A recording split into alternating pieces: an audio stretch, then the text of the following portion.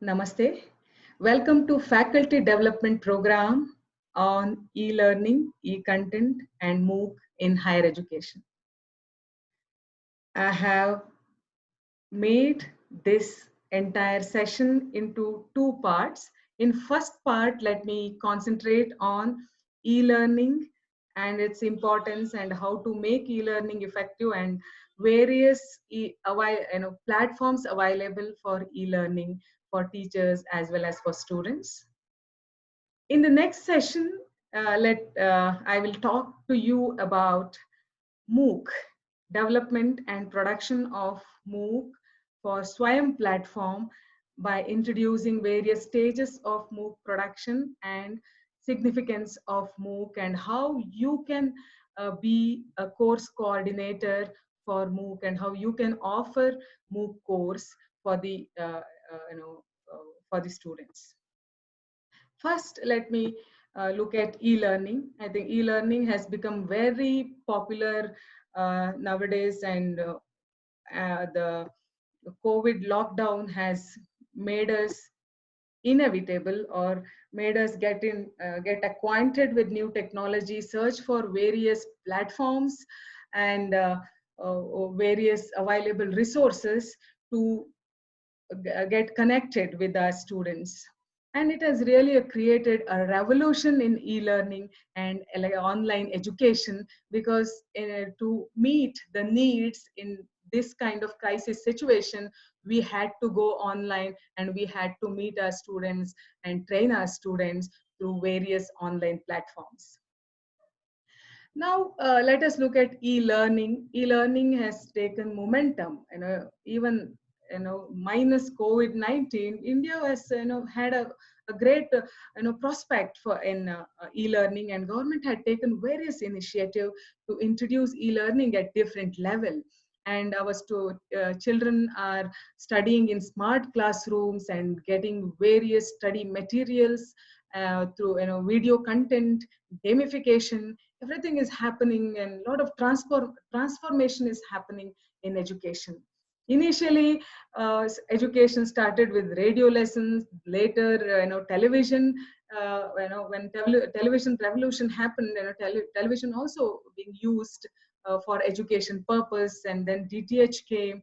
Satellites came, and satellites were used for the education purpose, distance learning. Jnanadarshan television channel, I think, which are very, very popular. Jnanavani, Jnanadarshan, all these things are being used for training students or distant learning, and those who want to acquire more and more knowledge without any restriction of age or without any restriction of physical barrier. They were able to access to various knowledge from the experts. Now it has taken the prime stage. E-learning has taken prime stage, and everyone is looking at these platforms, exploring these platforms, coming out with new avenues, new opportunities, and new integrated learning system. The rapid increase in internet connectivity in the last few years has been an important catalyst for the growth of e-learning in India.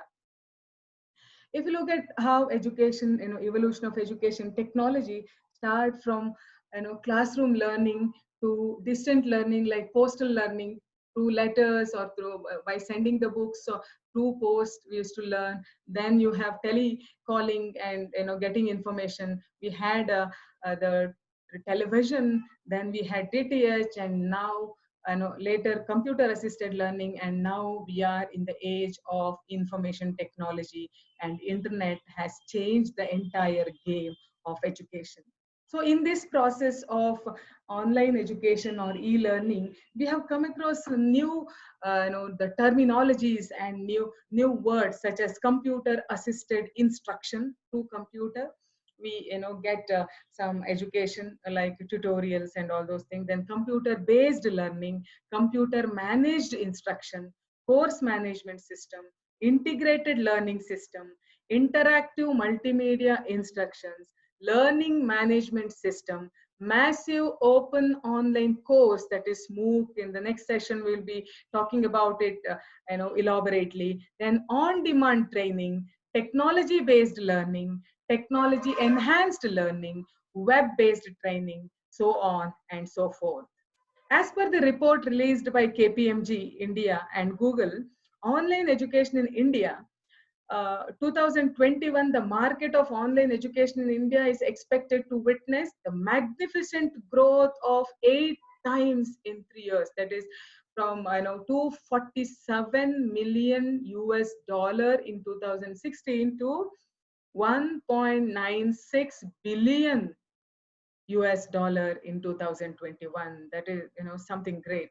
Then such a high growth in online education market is projected to be outcome of increased number of paid online education users from 1.57 million to 9.5 million, almost 8 times more in 2021.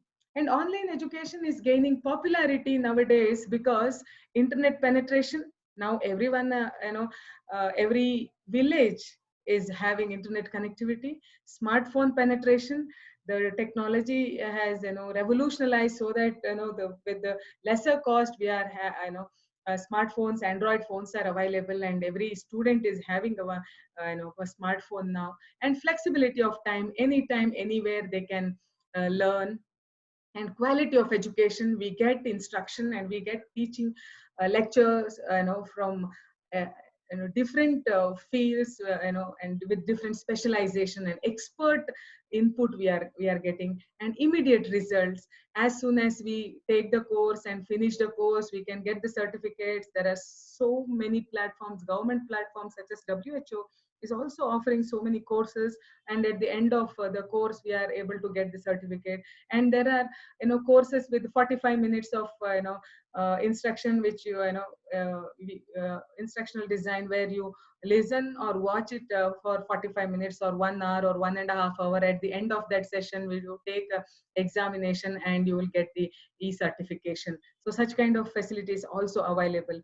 And government initiatives, now government has become more flexible with respect to online courses, and there are recognition of online degrees also happening, and government itself is offering various online courses to the students. And there are study material, enormous amount of study materials are available, and affordability.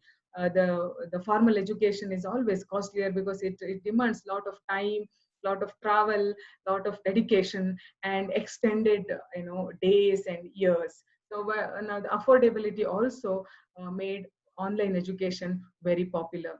The online education goes beyond the realm of secondary, post secondary and tertiary education. It is also includes courses and modules for competitive exam preparation, professional skill enhancement, and non-academic subjects too. So if you look at key categories of online education, primary and secondary, supplemental education, where supplement these, education system, or the, these kind of courses will supplement to school learning to students enrolled in primary and secondary classes in school. And higher education, which provide an alternative to traditional education courses, and online programs aimed at coaching students in preparation of competitive examination, and reskilling and online certificate market. That is in a course designed to assist users for skill enhancement and updation and upgradation of their skills, which may result in certification too. In this respect, WHO has made series of courses for COVID-19, understand COVID-19, training the field workers, and crisis communication. All these kinds of courses are available, and for 3 to 12 weeks courses are there. And at the end of the course, you can go for certification, and you can take examination, and certificates will be given. And there will be always also language and casual learning, where you can learn new languages, like spoken English, and you can also study like how to play guitar, how to play keyboard, music, dance, whatnot. There are so many number of the courses are available. India is focusing on enhancing and enriching the e-learning atmosphere by through national ICT agenda. Their prime concern is three aspects. One is infrastructure, other one is preparing people, and third one is application and content.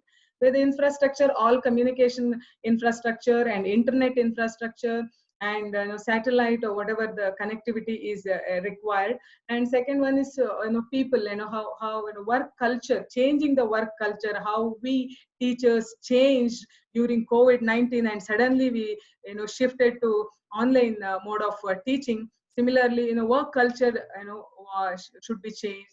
ICT skill we need to incorporate, and preparing knowledge workers and preparing learning society. Then application will be, you can see now already there are smart schools, e-governance, there are various e-governance projects are being launched, smart pass, smart cards, telemedicine, so on and so forth. So we are moving from ICT based economy, that is information society, to knowledge society, where knowledge product and services are offered. And then we are moving towards competitive society, where competitive knowledge economy we are in, where competitive knowledge economy require more and more skill, more and more upgradation, and fast updation of knowledge. So let us come back to e-learning. And what is e-learning? The use of technology to design, deliver, and administer, support, and extend learning is called e-learning.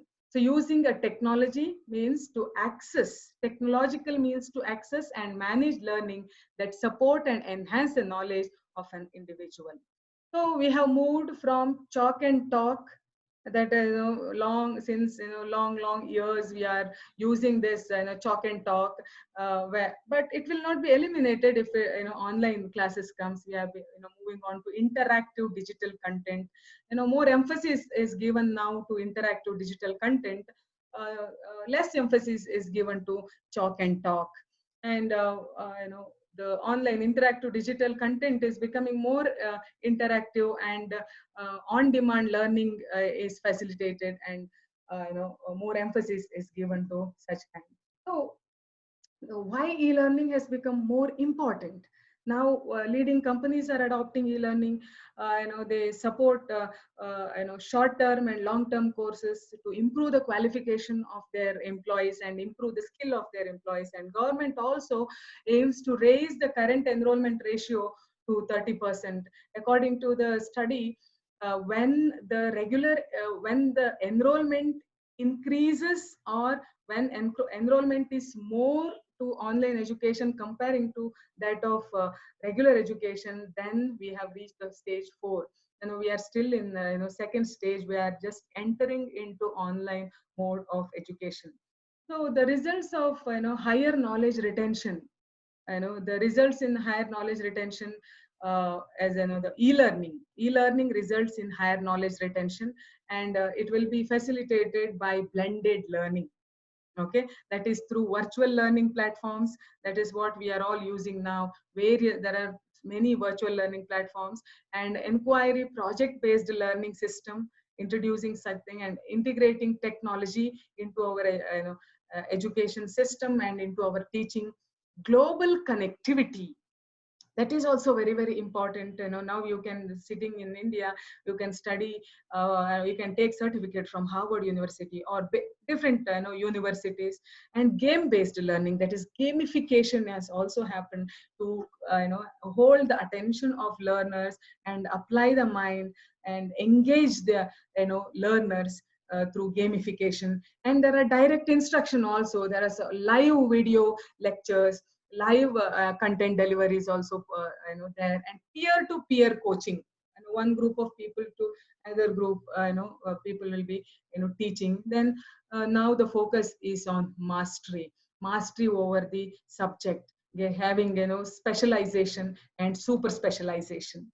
So various aspects of e-learning are live instruction, video content delivery, student to student interaction, remote test administration. Wherever you are, the test will be done from there itself. Up to date material, you can keep on updating the information, because once the textbook is printed, and if you want to have the later edition, it will take a lot of time. But online it is not like that. Immediately, as and when the improvement or changes happen, immediately you can update the material, and self-learning. Self-learning is also possible, where people can sit and learn by themselves. So VSAT is also helping the growth. So if you look at opportunities in India, now, India, as I said, there are a lot of opportunity for the growth of e-learning. In the beginning KPMG report I cited, where it says there are eightfold, 8 times there will be increase by 2021 with respect to online education, and definitely COVID-19 had fueled it, and suddenly the revolution took off with respect to online education.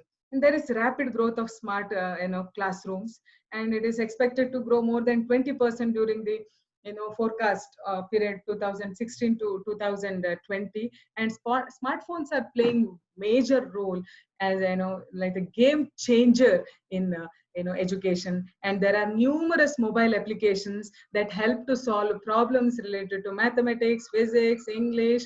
There are so many e-learning or tutorials or tuition classes for the students. Now the advantage is access.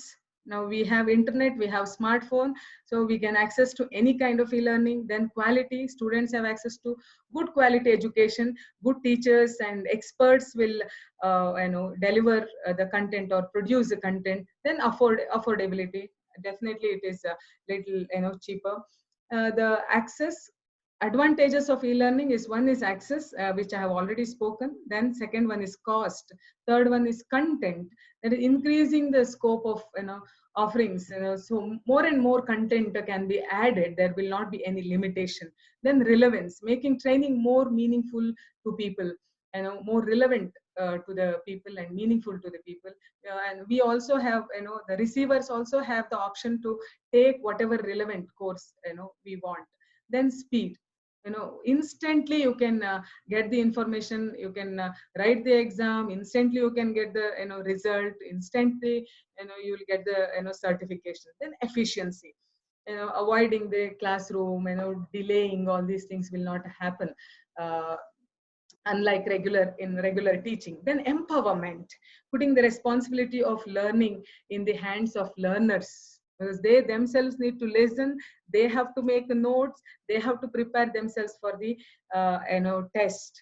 Okay, then it has become big opportunity for a business, and convenience. At your own time you can learn, and as well as connecting learning data to other system, like connectivity is also possible.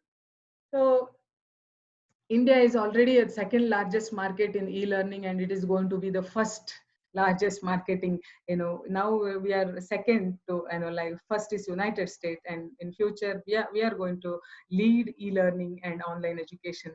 World is looking at India for e-learning model because of its population and kind of education system it is having, and it will be driven through the corporates and direct consumer adoption, followed by government-led institution. Already government has taken many initiations, which I'll be showing later. Then what are the obstacles for e-learning? First is human obstacles, the organizational structure and rigid mindset. We don't want to move out, and we think that whatever we speak should not become public, or if e-learning takes prime position, then we may lose the chance, or we may lose the importance. So, and cultural resistance, guru shishya, the kind of bondage we enjoy, we don't want to leave that. Definitely it may not replace, but it cannot be compared. But online education or e-learning has its own positives too, that we need to understand. And instructional methods, various instructional methods where teachers also get acquainted with. Then technology wise, yes, we have problem with technology, bandwidth, slow connection or disconnections, and there may not be continuity, and access to data, maybe if data becomes costlier, and it will be difficult. But now where India has no such problems, maybe connectivity may problem, bandwidth may be a problem, and interactivity may not may be a problem, because language is the biggest barrier in India. Every 15-kilometer language changes, and every state has its own state language, and within state there are so many other languages. So language will also be a problem with respect to technological issues and the e-learning.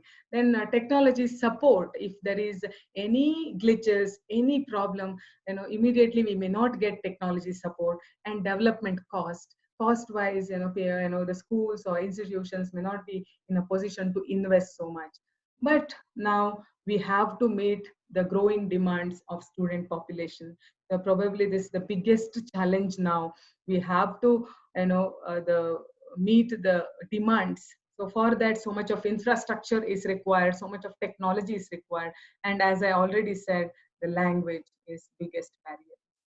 So if you compare traditional and e-learning, because we are always fascinated and we are so much attached to classroom learning, chalk and talk, that itself gives gratification for us. And moving on to e-learning is so painful to us, because we have the kind of emotional bondage with the students, which we don't want to lose. But however, let us look at how the advantages or disadvantages. Let us compare. When it comes to classroom, traditional classroom has physical, it is a physical but limited in size. Only few students can sit. But e-learning means unlimited, anytime and anywhere. N number of people can see that. Now, say for example, now webinar is happening. So many students, so many teachers across India, even out of India, register and listen to you if it is very interesting.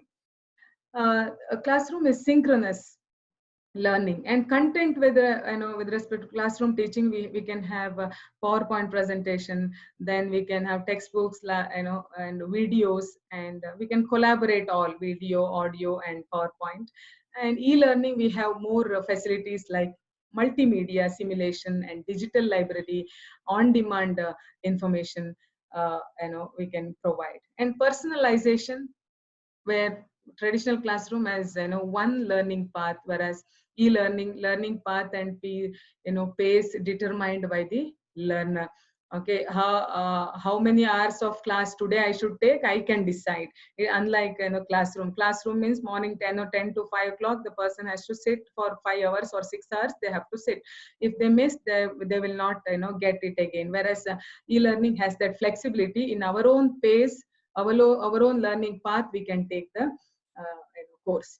Now here, what is the obligation of teachers in e-learning? One is use all available technology. You can use videos, you can use audio, you can use animated contents, okay, PowerPoint, whatever possible. Then collaborative learning, encouraging collaborative learning. We as a teachers, we should do it, and lay foundation for lifelong learning. Students should not think that, okay, that's it, this is it, we whatever teacher taught and whatever I learned in my degree or in my PUC or in my post graduation, that's it. No, teachers should encourage students to take more and more course, and should expose students to various platforms and courses available online to enrich the learning. Now if I'm teaching, say for example, I'm teaching media research for my students, because being in electronic media, I teach media research, and I can tell my students that there are so many courses related to statistics, there are so many courses related to quantitative research alone.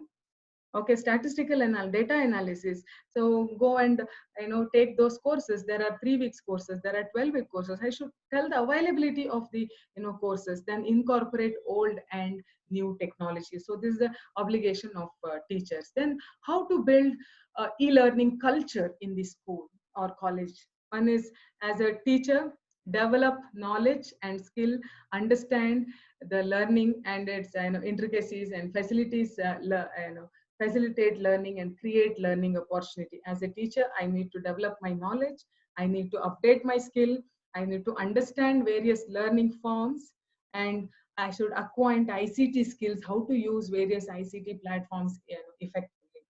As a learner, self-directed, self-motivated, self-regulating, and lifelong learning. So as a learner, I should have, I should be self-motivated. I should know how to learn more things and more, acquire more and more knowledge, acquire more and more knowledge. Then as an administrator, create learning environment, provide ICT infrastructure and resource for lifelong learning. As an administrator, institution, an education institution administrator, we should provide all the facilities to the students as well as teachers. And there are various platforms now. I will look I will show you various platforms which are available, or government initiatives available for the the students as well as for the teachers. One is National Teachers Platform. This is one of the important platform available for all of us.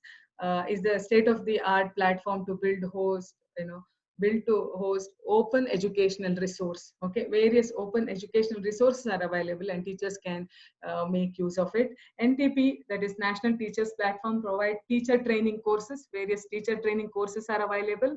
Then teaching resources such as lesson plans, concepts, videos, worksheets mapped to curriculum. Various resources are available, as well as assessment for teachers to find out their strengths and areas of improvement. Assessment is also available. Then we have the platform called Sakshat. It is a one-stop educational portal to facilitate lifelong learning for students, teachers, and those in employment or in pursuit of knowledge, free of cost. So the content development task for Sakshat was looked after by Content Advisory Committee for the respective subjects. Okay, so Delhi University, IGNO, Kendriya Vidyalaya, Sangathan, Navodaya Vidyalaya Sangathan, and National Institute of Open Schooling and National Council for Education Research (NCERT) are prominent content providers. Okay, content developers. In addition, some NGOs had also provided the contents developed by them free of cost for this portal. That is Sakshat. Next is e-Pathshala. I think all of you are familiar with it. E-Pathshala has been developed by NCERT for showcasing and disseminating all educational e-resources, including textbooks. NCERT books you want, there are and all textbooks are available online. There are video content, there are audio content, periodicals, and variety of other print and non-print material, printable and non-printable materials through websites and mobile applications. It is available. ePathshala is one of the very great resource.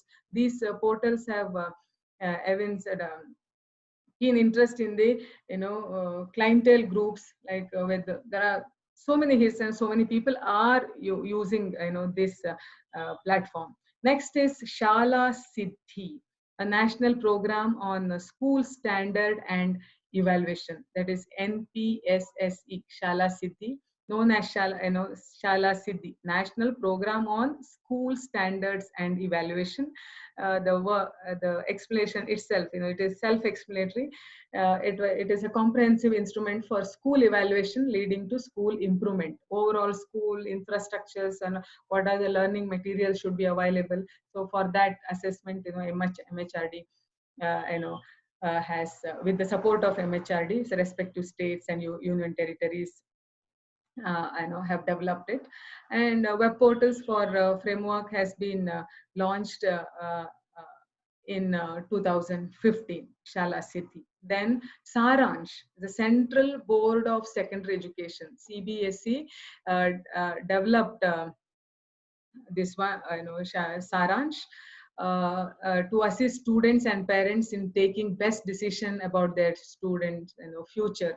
What courses should be offered? What courses should be taken? This also got the best government initiative in education award during 2015, and so many number of schools already in the list of Saransh, and about 16,298 schools, and now must be the number must have been increased.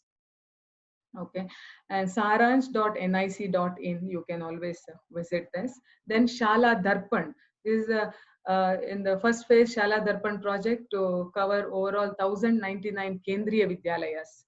So this objective of this project is to provide service based on school management system to students, parents, and where the communities. So that is Shala Darpan. Then I Share for India. It is It invites interested groups, agencies, and organizational community to participate in the creation of educational resources pool for schools and teacher education. Then Sakshat, leverage power of ICT in higher education. That is CEC, e-content is there. EPG Patashala is there. CEC e-content, you can go to CEC website. There e-content is available. You can select arts, humanities, and science stream, and each stream you can have. So you can see so many number of the subjects, and for each subject there are 10 to 12 modules where entire course is taught, keeping UGC syllabus framework in mind. This e-content is being prepared. That also that has 4 quadrant video lectures are there, e-text will be there, and self-assessment formats are there, and further reading materials also available, glossaries are available.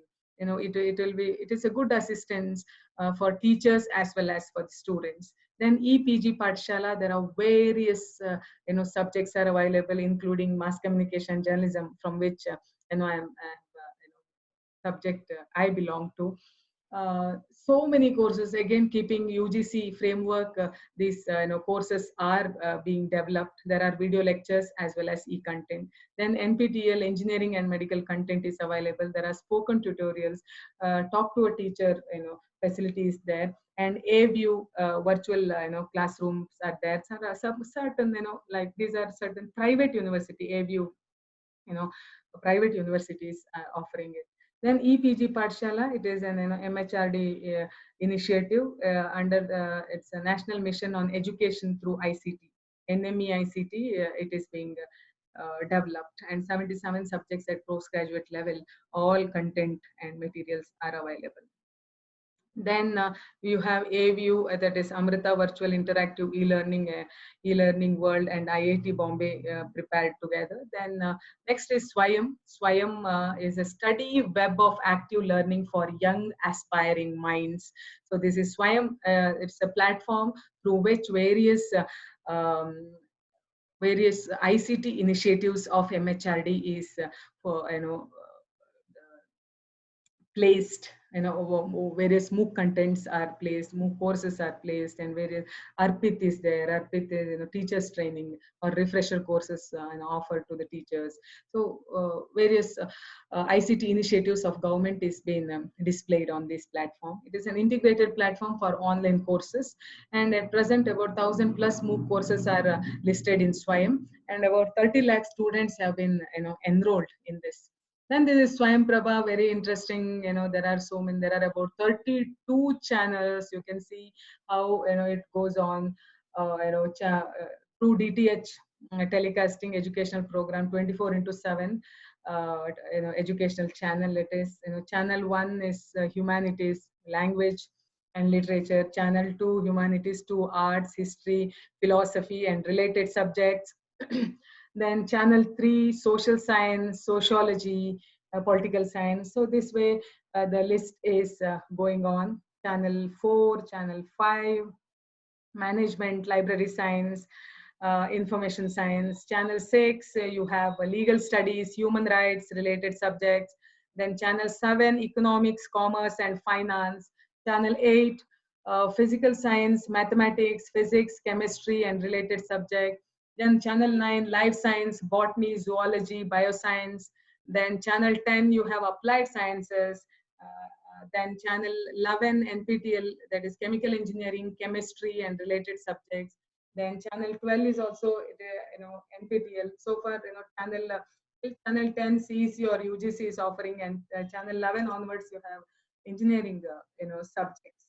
Then till channel 32, you have channel 32 is for teachers education. Channel 31 is for school and teachers education. Channel 30 is completely for mathematics. So this way you have so many specialized channels where through in that 24 into 7 through DTH you can get the e-content or e-material. So the channel content are every day there will be new content for at least at least 4 hours, which would be repeated 5 more times in a day. It will be repeated every time. And DTH channel shall cover higher education curriculum and then school education, as well as it will assist students to prepare for competitive exams. Then we have NAD, NAD and NDL. I think all of you are familiar with it. National Academic Depository. It is a digital depository of academic awards for authenticating all certificates issued by the institutions.